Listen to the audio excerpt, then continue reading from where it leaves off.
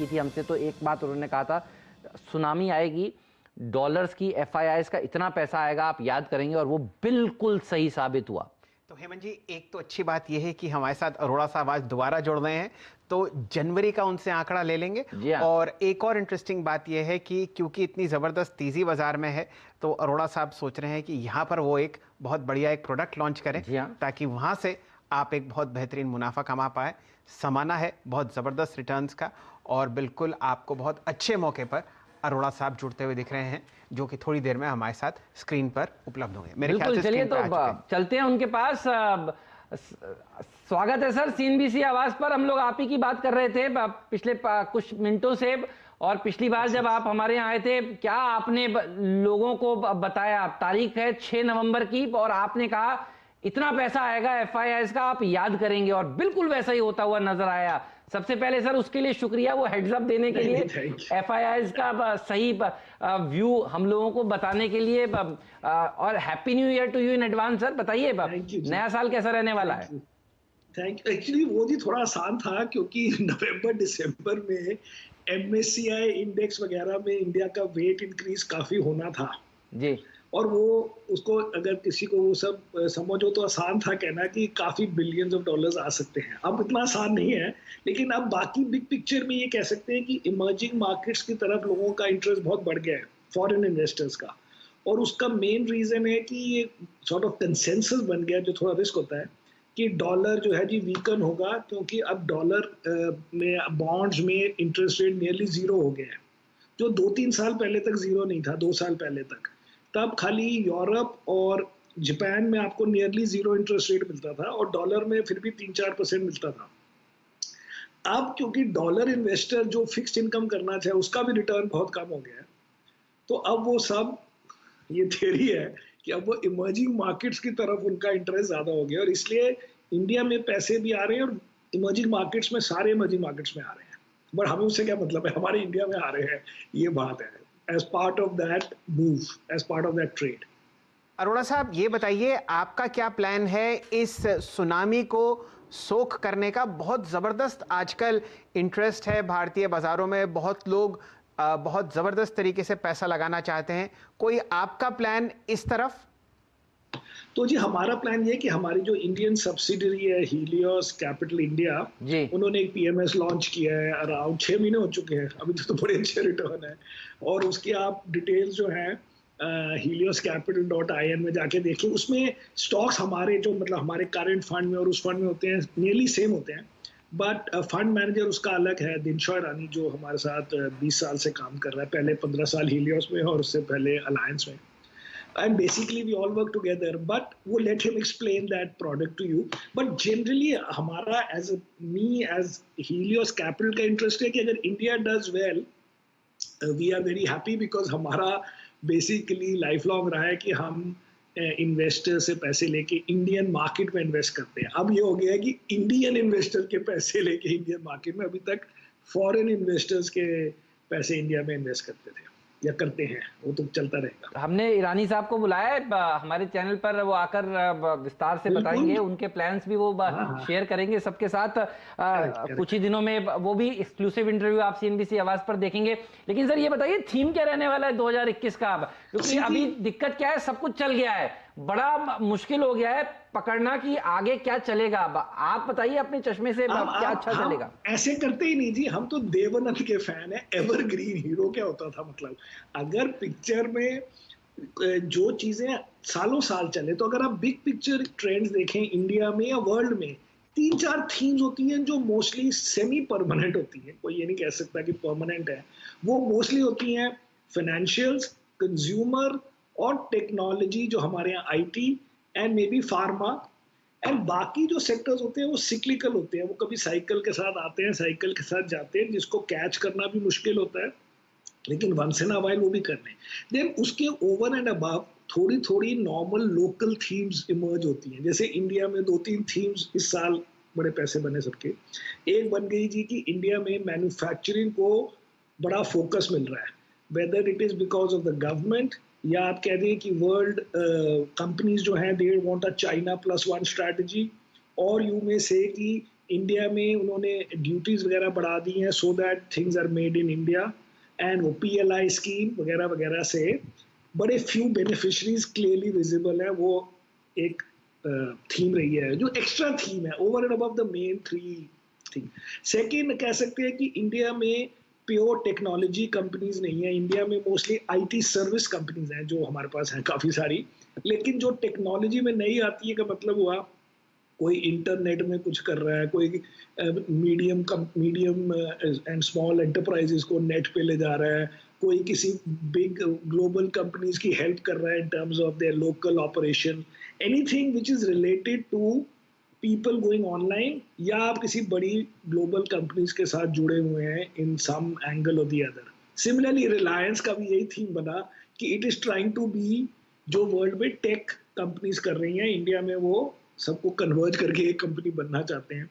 तो वो main 3 themes तो हमारी वो पुरानी रहती है जी, private sector, financials, consumer and IT, and then साल 2 साल में जो नई कहानी बनी, कभी रूरल की हो जाती है, कभी हो जाती है, उस हिसाब से पोर्टफोलियो चलता रहता है। थोड़ा सा आपने 4 तो मेन थीम्स बताई और पिछले 3 दशक से आप वहाँ पर बहुत ज़बरदस्त पैसा कमा ही रहे हैं। ये बताइए कि एक रुझान कम से कम बहुत सारे हमारे म्यूचुअल फंड मित्रों की मंडली में आता हुआ दिख रहा है कि वो साइक्लिकल्स पर पैसा डालने चाह रहे हैं, जहाँ पर हल्की और ठीक डेट है और उस बिजनेस में से कम उस डेट को कवर करने के लिए पैसा आ रहा है, और ये उम्मीद की जा रही है कि अगले 18 महीने में या 2 साल में यहाँ पर आपको बहुत अच्छा बिजनेस बढ़ता हुआ दिखेगा। क्या आप उस बात से अग्री करते हैं? हम अग्री करें या ना करें, हम उसके बारे में सोचते नहीं है ज्यादा जी, क्योंकि हमें ये समझ आ गया कि इतनी मेहनत करने की जरूरत नहीं है। 2 टाइप्स ऑफ कंपनीज हैं जी। एक है like which are what we call high confidence in reasonable return, जैसे ये प्राइवेट सेक्टर बैंक्स हो गए या कुछ MNCs हो गई या ये TCS टाइप हो गई। उसका मतलब है कि these companies are well known और उसमें लेकिन opportunity is big, management history is good, valuations are good, market size is good, तो वो आपको बैकबोन में 15-20% return per annum mostly they जाती हैं। कभी इकट्ठे दे जाएंगे तो फिर 1 साल नहीं गएंगी, बट अगर 10-15। दूसरी कंपनीज हैं जो हम कह रहे हैं कि थोड़ी थोड़ी नई हैं या थोड़ी थोड़ी पुरानी कंपनीज हैं लेकिन दे वर डाउन अ लॉट। जैसे ये कुछ 1-2 हमारे पुराने प्राइवेट सेक्टर बैंक्स थे जो by May June were down 50-60% year to date. Actually आपको पता होगा कौन सा बैंक है जो 65% भी डाउन हो गया था। तो हमने कहा कि इतना डाउन जस्टिफाइड नहीं है, लेकिन उसमें इतना कॉन्फिडेंस नहीं होता इन कंपनीज में कि आप कहो जी 5% ऑफ पोर्टफोलियो ले लेंगे या 7%, तो उसमें हम 2-2.5% लेते हैं। तो ऐसी 15-20 कंपनीज आती हैं, उसमें वंस इन अ वाइल कोई सिक्लिकल कंपनी भी आ सकती है, लेकिन हम ऐसे नहीं जाके ढूंढते कि आज साइकिल चलने वाला है, क्योंकि ये साइकिल की जो ग्लोबली सिक्लिकल कंपनीज हैं उनका मेन स्टोरी होती है कि चाइना में डिमांड बढ़ गई, ऑस्ट्रेलिया में माइनिंग प्रॉब्लम हो गई, ब्राजील में स्ट्राइक हो गई। ये सब चीजें हमारी समझ के सही है, इसलिए हम उस डायरेक्शन में जाते नहीं है। और एक और मैं पॉइंट बताना चाहता हूँ कि लोग जैसे हम कहते हैं कि जो स्टॉक नहीं पसंद है, जैसे हमें ऑटो नहीं पसंद आजकल, ओके, हमें थिएटर्स नहीं पसंद, वो इसलिए नहीं, जिसलिए भी पसंद ना हो। अब कोई और के इन्वेस्टर बोले, टीवी चैनल बोले कि जी इसमें तो 25% रिटर्न बन जाएगा, इसका ये नहीं मतलब है कि अगर मुझे वो नहीं पसंद तो मेरे पैसे बैंक में पड़े हुए हैं। सही बात, मैंने भी अपनी तरफ से वो पैसे कहीं और लगाए हैं, तो इसलिए ये नहीं कहना अच्छा वो आपने नहीं खरीदा, आपने तो 25% मिस हो गए। नहीं, मेरे 25 नहीं मिस हुए। अगर मैंने कुछ और लिया जो एक्चुअली मैं बिलीव करता हूं, हो सकता है 20 गए हो तो मेरे 5 मिस हुए, सही है, ऑन वन स्टॉक। लेकिन ये घर में अरे वो बढ़ जाएगा स्टॉक, अरे बढ़ जाएगा तो बड़े स्टॉक बढ़ेंगे, वो अकेले में नहीं बढ़ेगा। तो इसलिए उस हिसाब से हम जो चीजें हमें लगता है कि थोड़ी सी भी डिसरप्शन टाइप एरिया में है, सही है, हमें नहीं करना, अभी हमें नहीं करना। हमारे पास बहुत चीजें हमारे लाइफ में करनी। नहीं, ठीक बात है, बहुत सही क्लैरिटी है। मुझे याद है जब पिछला इंटरव्यू आपने हमें दिया था, पिछले से पिछला वाला 5 अक्टूबर वाला, तब आपने कहा ये कुछ भी हो यूएस में, यूएस मार्केट भी ऑल टाइम हाई जाएगा, हमारा भी जाएगा, और देखिए बिल्कुल वैसा ही प्ले आउट होता हुआ नजर आया।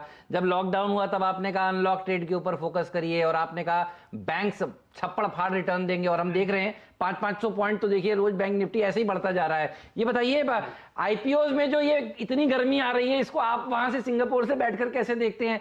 100-150 गुना सब्सक्राइब हो रहे हैं ये सारे के सारे जो नए नए आईपीओज आ रहे हैं, खाने पीने वाली चीजों में, कंजम्पशन वाले सेक्टर में में खास तौर पर, और मुझे याद है कंजम्पशन सेक्टर की बात आप पिछले कई सालों से कर रहे हैं, इस पर कोई नजर है आपकी इस सेक्टर के ऊपर? इसमें जी है कि क्योंकि हमारा यूएस में भी फंड है, प्लस पर्सनली मैं इन्वेस्ट करता हूँ, तो हमने देखा कि वहां पे भी जैसे एयरबीएनबी मेरे पास था पर्सनली प्राइवेट में, वो पहले दिन 150% बढ़ गया। तो अब मैं क्या बोलूं, मैं तो कहता हूँ बड़ा अच्छा बात है। लेकिन इंडिया में मुझे ये लगा, एंड वहां के भी बाकी आईपीओज में, दैट इन जनरल आईपीओज जब इतने ज्यादा बढ़ते हैं तो एक्चुअली वो मार्केट के लिए एक सिग्नल होता है कि मार्केट टॉप पे है, या टॉप पे जा रही है, या बहुत ज्यादा स्पेकुलेशन हो रही है। तो ओनली रीजन अभी मैं इतना ज्यादा नहीं सोच रहा उसके बारे में, क्योंकि इंडिया में जो आईपीओज मार्केट में जो स्टॉक्स चले हैं बड़े छोटे साइज के रहे हैं। मतलब 2-2, 3-3 हजार करोड़ की उनकी स्टार्टिंग मार्केट कैप थी, तो उन्होंने रेज किए होंगे कोई 500 करोड़। अब वो कंपेयर करें पुराने आईपीओ में, जो बड़े बड़े आईपीओ फेल होते थे, 1-1, 2-2 बिलियन आप रेज करो और फिर वो गिरे, तो इंडस्ट्री को और इन्वेस्टर्स को फर्क पड़ता है। तो इसलिए अभी ऑल्दो ये मेरे हिसाब से थोड़ा सा नेगेटिव है इवन यूएस मार्केट के लिए, क्योंकि इतनी स्पेकुलेशन आपको एविडेंट हो रही है कि जो सेलर है वो भी कोई ना समझ सेलर नहीं है, प्राइवेट इक्विटी इन्वेस्टर्स है। और वो प्राइवेट इक्विटी इन्वेस्टर को भी समझ नहीं आई कि मैंने इतने सस्ते में शेयर दे दिया है कि नया बायर आके 150% ऊपर में खरीदने को तैयार है। सही है। So you can imagine the insider who selling, वो सोशल वर्क नहीं कर रहा, वो प्राइवेट इक्विटी इन्वेस्टर है, आपसे ज्यादा ग्रीडी है। बिल्कुल। लेकिन उसको भी while knowing the company he doesn't feel कि इतना बढ़ेगा, नहीं तो और बढ़ा देता प्राइस। तो it is a bit, that is a bit of a froth। लेकिन अब हम ये जस्टिफाई कर रहे हैं अपने मन में कि ये छोटी कंपनीज हैं, तो इसलिए अमाउंट छोटा बेट हो रहा है। चाहे आप 100 टाइम सब्सक्राइब करें, सबको पता है कि 100 टाइम मिलना नहीं है, इसलिए 100 टाइम सब्सक्राइब हो रहा है। अगर एक भी आदमी को, इन्वेस्टर को पूरे शेयर मिल जाए तो उसका वहीं हार्ट अटैक हो जाए। सही बात है सर, बड़ा गजब हुआ है इस बार। मतलब 7,500 वाला निफ्टी भी अब आप देखिए 14,000 के करीब जाकर हम खड़े हो गए हैं। ये साल बहुत ही अजीबोगरीब साल था। अब नहीं, गलत। अच्छा सर, बताइए। ऐसे करके आप पब्लिक को डराए ना, क्योंकि नहीं डरा नहीं रहा मैं कह रहा हूँ 12,000 से 7.5 भी तो हुआ था। हाँ सही बात है, मैं कह रहा हूँ कि साल को देखो। मैंने अभी म्यूचुअल फंड के रिटर्न देखे जो मेरे को ब्लूमबर्ग में 5-7 नजर आए, कोई भी 15% ऊपर नहीं है ईयर टू डेट। नहीं सर, मेरा सवाल पूरा नहीं हुआ। मेरा सवाल ये था, अगला साल कैसा रह सकता है? ये साल बहुत वॉलेटाइल रहा। हमने 7,500 वाला निफ्टी भी देखा, आप शुरुआत में 12,000 भी देखा, आप 14,000 भी देख रहे हैं। अगले साल के लिए रिटर्न्स किस तरह से रह सकते हैं? क्योंकि अगला साल थोड़ा नॉर्मल ईयर रहेगा। कितने % के रिटर्न्स के लिए हमें अपने आप को माइंड में ट्यून करना चाहिए? ये जी किसी को नहीं पता, but in general longer term में 15% रिटर्न एवरेज रहा है इंडियन मार्केट का, रूपी टर्म्स में विद डिविडेंड। अब इस साल का अगर आप पूरे साल का रिटर्न देखेंगे तो वो नॉर्मल की रेंज में आ जाएगा। लेकिन अब बॉटम से इस साल का डिफरेंस ये है, which is why it is a bit more confusing. इसकी अगर आप पिछले सालों में देखें, जब पीक हुई मार्केट, जैसे 2007, 99, उससे पहले जब 90 व्हाटएवर 2-3 में हुई होगी, तो 2-3 साल मार्केट अच्छी चलती है और फिर एंड में ऐसी स्पेकुलेशन होती है, आईपीओज ओवर सब्सक्राइब होते हैं और उसके बाद मार्केट गिरती है। अब अगर आप देखें तो लास्ट 4-5 महीने तो ऐसे लगते हैं कि हाइट ऑफ स्पेकुलेशन, क्योंकि IPOs hot, FII money big, everyday market up. लेकिन उसको आप 1 साल करो तो कोई रिटर्न ही नहीं है, या बड़ा रीजनेबल रिटर्न है। 2 साल करें तो और भी रीजनेबल, 3 साल करें तो कम, क्योंकि 2018 तो वाज अ बैड ईयर। तो इस साल सब कुछ कंप्रेस हो गया है। तो इसलिए मेरी थिंकिंग ये है कि इसको अगर आप बॉटम से देखेंगे तो आप डर जाओगे। आप 1 साल, 2 साल, 3 साल देखोगे, ठीक लगेगा। अब अगर शॉर्ट टर्म में करेक्शन हुई क्योंकि शॉर्ट टर्म में मार्केट बड़ी है, वो हो सकता है। आप किसी भी चीज में न्यू ईयर में डिसअपॉइंट हो सकते हैं कि जी यूएस प्रेसिडेंट जो है वो बनने के बाद वो बोले कि मैं तो कॉर्पोरेट टैक्स बढ़ा रहा हूँ यूएस में। जो उन्होंने बोला है, ये नहीं कि हमने सपना लिया है, it is part of his plan. Second can be, जैसे अभी चाइना में वो अली बाबा के ऊपर उन्होंने बड़ा अटैक किया है, इतना अटैक किया कि उसका स्टॉक 30% गिर गया, आई थिंक, या 20% गिर गया लास्ट वीक में। और उन्होंने अली पे का वो कैंसिल कर दिया, क्योंकि उन्होंने कहा कि large technology companies have become too powerful. US में भी अभी जस्टिस डिपार्टमेंट क्या कहते हैं, जस्टिस डिपार्टमेंट ने गूगल के ऊपर केस किया कि इसको ब्रेक करो। वो सब चढ़े हुए हैं फेसबुक के ऊपर कि आप प्राइवेसी का वो करते हैं। अब ये क्या पता कि डेमोक्रेट्स का क्या व्यू बनता है क्या नहीं बनता है। तो ये हो सकती है कुछ भी चीजें, डजंट मीन कि वो एक साल में हो जाएगा, क्योंकि ये लड़ाइयाँ चलती रहती हैं। बट आप मार्केट को थोड़ा बहुत हिलाने डुलाने के लिए और वॉलेटाइल करने कुछ भी हो सकता है। So that is how life is. इसलिए हम कहते हैं ऐसे नहीं सोच सकते, आपको सोचना है कि आपका एनुअलाइज रिटर्न आप जो कर लो, it will be more than that. In most cases, it is more than real estate. In most cases, it's more than gold, but it is volatile. तो That is how it is. Arora साहब, जो आपने जवाब दिया उसी में अगला प्रश्न है मेरा। ये बताइए, भारतीय बाजारों में अगर आप कोई अच्छा स्विंग ट्रेड का सेक्टर देखते हैं तो वो कौन सा होगा? आजकल बहुत ही चहचहाट आपको पीएसयू बैंकिंग बास्केट में, मेटल्स में आती हुई दिख रही है। ये दोनों आपके पसंदीदा सेक्टर्स कभी नहीं रहे, यहाँ पर कोई आपको ट्रेड दिखता हो तो? नहीं जी, हम ये कहते हैं कि हम इतने बुलिश हैं कि हमें पीएसयूज पे बुलिश होने की जरूरत नहीं है। क्या बात? क्योंकि अगर आप सोचें कि मैं पहले ये मैंने बाद में सीखा है, क्योंकि 25-30 सालों में बड़ी चीजें सीख ली। तो जब आप पीएसयूज पे बुलिश होते हैं या इंफ्रास्ट्रक्चर सेक्टर पे बुलिश होते हैं, you are more bullish than required in life. Because अगर ये चीजें चलने लग जाए तो फिर इंडिया की प्रॉब्लम क्या है? हम कहते हैं कि ऐसे प्लान करो कि अगर इंडिया की प्रॉब्लम जो हमारे को पता है वो वहीं रहे, फिर भी कुछ रिटर्न अच्छा बने। अगर आप सोचो, ये मेरे को 7-8 साल हो गए ये थियरी बनाए कि अगर मैं इंफ्रास्ट्रक्चर सेक्टर में इन्वेस्ट करता हूं, that means I expect things to happen on time. I think that government will pay on time. I think कि जिस आदमी ने 10-10, 20-20 साल के प्रोजेक्शंस किए हैं, उसने बड़े अच्छे प्रोजेक्शंस किए हैं, उसके बाद अगर वो कुछ रिटर्न बनाएगा, ये सब चीजें जो कि बड़ी रिस्की हैं, बीच में कोई करप्शन के चार्जेस होंगे, बीच में कोई लैंड की फाइट होगी, बीच में कोई गवर्नमेंट अप्रूवल्स नहीं मिलेंगी, उसके बाद उसको गवर्नमेंट पैसे टाइम पे नहीं देगी। अगर उसके बाद भी वो पैसे बना रहा है तो हम जो कर रहे हैं उसमें भी पैसे बन जाएंगे, लेकिन मोस्ट प्रॉब्ली क्या होगा, उनमें कहीं ना कहीं वो फंस जाएंगे। Same thing with PSU. आप प्राइवेट सेक्टर एम्प्लॉय एक हायर नहीं करने देते, आप प्राइवेट सेक्टर से कोई लैटरल हायरिंग नहीं करने देते, आप उनको टेन्योर का वो नहीं देते कि 5 साल तक आप सीईओ बनो। कैसे होगा? आपके कुछ मतलब लॉजिक होगा।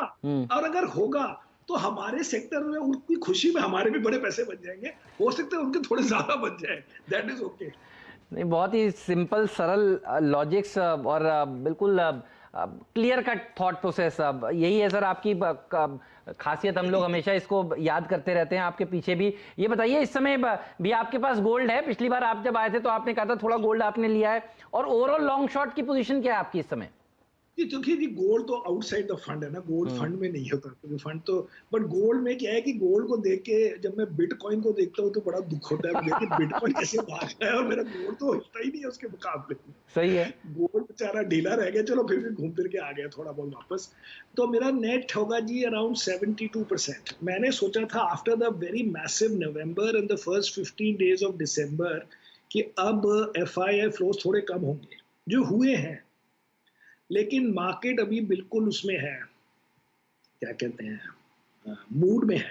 तो अब नेक्स्ट ईयर के शुरू में फिर देखते हैं क्या करना है। बट अभी 72 is very high for our long short fund, which means our net is 72, long minus short, जो एवरेज 60 होता है। But in our long only funds we are at 98, 97, एक आध 2%, 2.5% रखते हैं कुछ नया खरीदने के लिए।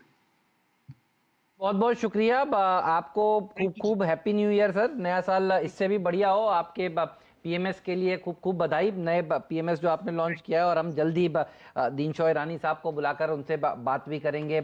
आज समय निकालने के लिए, सीएनबीसी आवाज को समय देने के लिए happy new year. Thank you sir, thanks a lot. चलिए आगे बढ़ते हैं। बढ़िया बात हुई, देखिए 15% के रिटर्न्स के लिए आप तैयार रहिए, अगले साल भी तेजी जारी रहेगी। थोड़े से कॉशियस साउंड कर रहे हैं अरोड़ा साहब, लेकिन बैंक्स ये वो पॉकेट है देखिए जिस पर वो हमेशा से बुलिश रहे हैं। फ्रेंड्स, मिलते हैं अगले वीडियो के अंदर, जब तक के लिए गुड बाय।